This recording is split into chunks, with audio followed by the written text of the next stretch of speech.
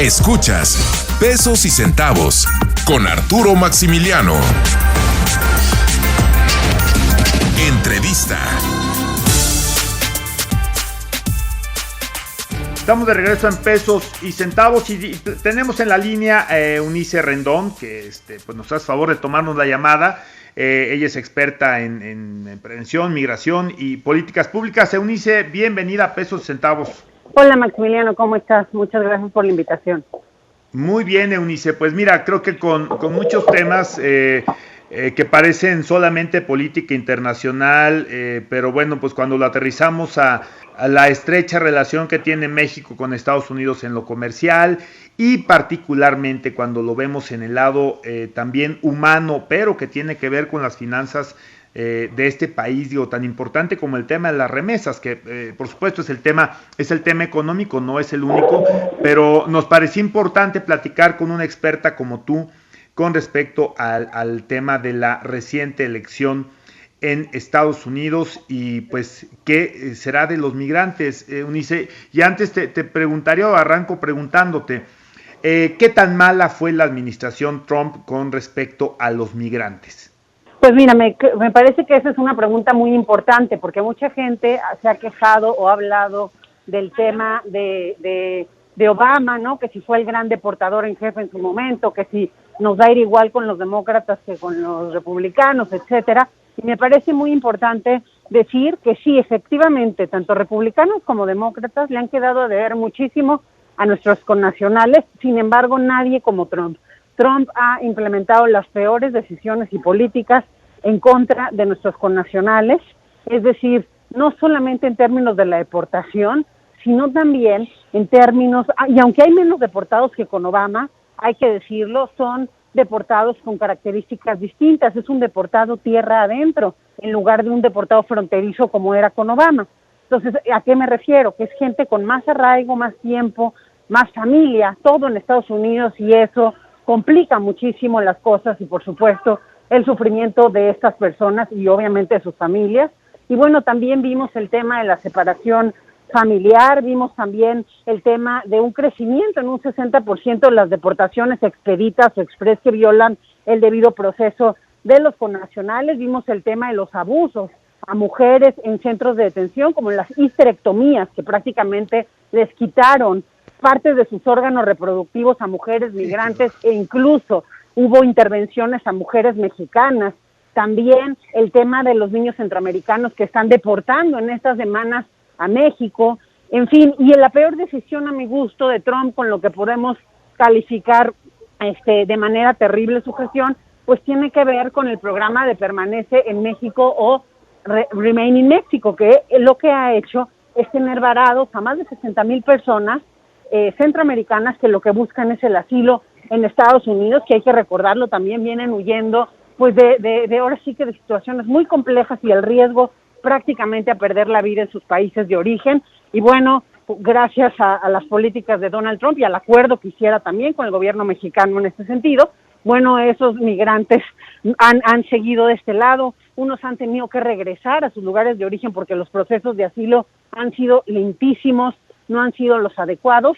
Y bueno, también importante subrayar que pues solamente el 3% de estos asilos han dado, entonces sí ha sido por mucho el presidente con peores decisiones antimigrantes. Y una cosa adicional, con un lenguaje y amenazas muy fuertes, sí, como nunca antes, que sí ocasionan problemas. Es decir, desde su llegada a la Casa Blanca han incrementado en un 30% los crímenes de odio basados en raza, principalmente en contra de latinos, por todo lo que él ha dicho y como se ha expresado en nuestra comunidad. Eunice, en las campañas, yo no sé si esto espero que haya sido, no espero, pero más bien que sea sido la fuente correcta. Había una propuesta con respecto a las remesas para generarse algún impuesto por parte de Trump en su campaña. Yo entiendo que para pagar el muro era algo que entiendo se planteaba. ¿Es correcto? Bueno, fue una de sus amenazas, por supuesto, el tema de taxar las remesas, ¿no? así como, bueno, muchas otras ideas que dijo para que México pagara el muro, ¿no? Que es otra de sus grandes propuestas. Sin embargo, bueno, nunca se llevó a cabo, ¿no? También hay que decirlo, sí fue una amenaza, pero no se llevó a cabo que en los últimos meses, desde que inició todo este tema del coronavirus, creo que uno de los ingresos más importantes para muchas familias mexicanas ha sido justamente esas remesas que han estado en números históricos en este último periodo o trimestre del año, ¿no? Un poquito más en el último semestre, yo creo, del año, pues ha sido ahora sí que incluso el presidente Andrés Manuel López Obrador lo ha presumido, a pesar de que pues no tiene nada que ver con él, ¿no? Las remesas las dan los mexicanos a sus familias, y algo muy importante, creo que los mexicanos que están en Estados Unidos pues se han dado cuenta que sus familias en México también la están pasando o la pasan peor incluso que ellos, y por eso creo que han aumentado este recurso hacia México. Y bueno, Trump también amenazó en su momento con quitar parte de estas remesas o taxarlas, y bueno, simplemente eso lo que ha generado es miedo, angustia, ¿no? Es tratar de buscar soluciones alternas. En fin, recordemos que incluso el programa DACA, que es para los soñadores, ¿no? Para los jóvenes los llegados Dreamers desde la infancia, exacto, los conocidos Dreamers, que llegaron desde la infancia a Estados Unidos, y que Trump de un plumazo quería quitarles el estatus migratorio especial que les diera Obama, pues justamente no pudo hacerlo, pero sí fue todo un relajo, ¿no? Durante casi 2 años se llevó el proceso para hacerlo, es decir, no tenía bases sólidas para eliminar ese estatus migratorio y que tenía que renovarlo. Y bueno, Trump y su gobierno pues lo han tenido que renovar, aunque no lo han hecho de la forma adecuada, y eso es otra de las cosas que esperamos que Biden, bueno, ponga en marcha de nuevo. Incluso él ha prometido, junto con Kamala Harris, de buscar el camino en la ciudadanía de estas juventudes binacionales. Oye, Eunice, ahora sí los latinos parece que votaron contra Trump. ¿Tú lo percibes así, y que sea todo esto que estamos platicando la razón por la que le hayan dado pues su voto en contra o voto de castigo a Trump?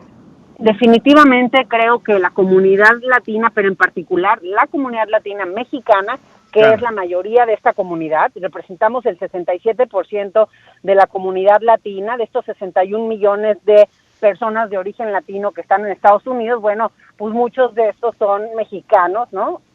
El 67% son mexicanos, y bueno, ahí creo que es muy importante, a pesar de que se ha hablado mucho del voto latino, que si existe, que si no, etcétera.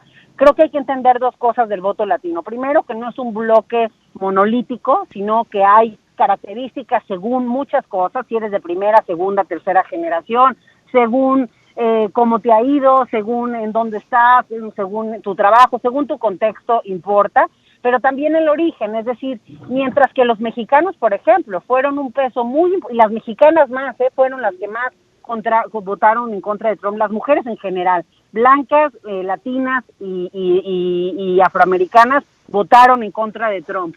Veíamos unos mapas en donde comparaban, si solo hubieran votado mujeres, todo hubiera sido demócrata, ¿no? Y si hubieran votado solo hombres, hubiera sido más rojo. Entonces, bueno, las mujeres en su mayoría votaron por Trump, pero las latinas de forma particular. Y te decía que los mexicanos hicieron la diferencia en algunos lugares como Arizona, que difícilmente se hubiera pintado de azul, hubiera sido demócrata, sin la comunidad mexicana que ahí hay. Y creo que eso significa un cambio importante. Hay que recordar que si en un lugar también se han sufrido políticas antimigrantes es en Arizona. En su momento sí, tuvimos al chef de Maricopa, al Payo, Maricopa, que bueno, pues ha sido de los más crueles haciendo experimentos con migrantes, en fin. Entonces, ahí creo que está el voto en contra de Trump, no más allá que sea a favor de Biden, es en contra de Trump por las políticas que ha implementado. Veía también casos muy interesantes en algunos condados y algunas zonas donde hay población afroamericana importante, Clayton de manera particular, que es uno de los lugares que Trump dijo que era horrible, que estaba asqueroso y no sé qué. Bueno, pues el 90% de Clayton en Georgia votó a favor de Biden, y eso fue lo que le dio finalmente la victoria al demócrata sobre Trump. Entonces sus palabras también han servido para esto. Sí, ahora Eunice, bueno, pues ya hay festejos. Creo que ha sido un presidente antipático, vulgar, en fin, creo que un patán, no puedo escribirlo de otra manera, pero pues ahora ya viene un presidente, yo pienso que es un presidente como de transición, quizá por la edad, pero pues con una agenda. Y ¿qué podemos esperar? ¿Qué podemos esperar con respecto al trato a los migrantes latinos, en particular los migrantes mexicanos, por parte del presidente Biden? ¿Tú ves ahí alguna política clara al respecto? Pues mira, creo que varias cosas hay que subrayar. Primero que nada, repetirte, tanto demócratas como republicanos le han quedado a deber al tema migratorio y a nuestra comunidad en particular. Entonces, creo que hay que impulsar que cumpla sus promesas de campaña. Segunda cosa importante, sí me parece relevante subrayar que es Kamala Harris su vicepresidenta y que es la primera mujer, ¿no? Además de mujer, afroamericana, de origen migrante, etcétera, ¿no? Entonces, eso va a ser importante también para el tema, me parece, migratorio y para esta inclusión y multiculturalismo, que además es la base de Estados Unidos, ¿no? Trump creo que de forma muy equivocada estuvo siempre atacando este aspecto multicultural, que es lo que le da fuerza a Estados Unidos. Y bueno, que entre las primeras promesas que esperamos cumpla Biden es la terminación o la finalización de las políticas antimigrantes, por ejemplo, el tema de la separación familiar. Incluso ha prometido ver cómo esfuerzos adicionales para reunificar a los 545 niños que no han podido ser reunificados con sus padres, derivado que son muy pequeños, que ya regresaron a los padres a sus países, por muchas cosas que también no se han podido reunificar, a pesar de que varias cortes ya lo mandataron, pues ya está un poco complicado. Eso es una de sus promesas. Otra también es terminar con este programa Permanece en México, que justamente hablábamos hace un rato. Todos aquellos que quieren el asilo en Estados Unidos hoy tienen que esperar del lado mexicano, y Trump, y Biden y Kamala Harris prometieron finalizar con esta política inhumana y que viola de manera importante el proceso de esas personas, viola los compromisos internacionales de Estados Unidos, pero también violenta los principios constitucionales de ese país,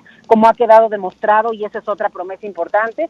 Y también, por supuesto, algo muy importante, promete la reforma migratoria. Hay que recordar que Obama también había prometido esta reforma migratoria, sin embargo, no lo pudo cumplir porque durante el primer periodo de su mandato, él trabajó más en el tema de Obamacare, en el tema de salud, y hasta la mitad de su periodo intentó meter el tema en la reforma y ya no tenía mayoría en el Congreso. Entonces ahora tienen que echar mano también de los congresistas para pasar esta reforma migratoria, y Biden lo promete durante los primeros 100 días de su mandato, al tiempo bien de legalizar a otros migrantes de diferentes nacionalidades y por supuesto con un lenguaje distinto y una perspectiva distinta también en de los derechos humanos de estas personas.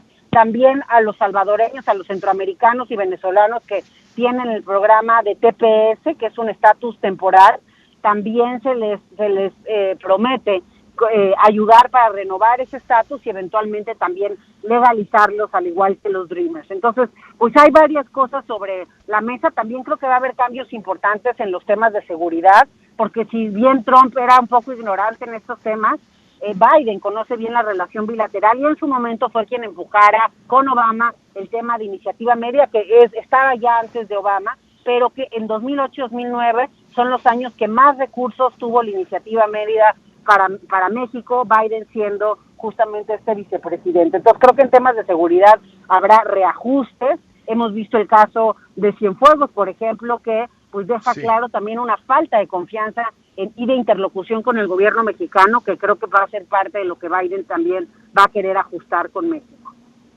Pues ya veremos, Eunice. Creo que pues, las expectativas son buenas. Se habla mucho de este gobierno que llega a sanar, este presidente que llega a sanar.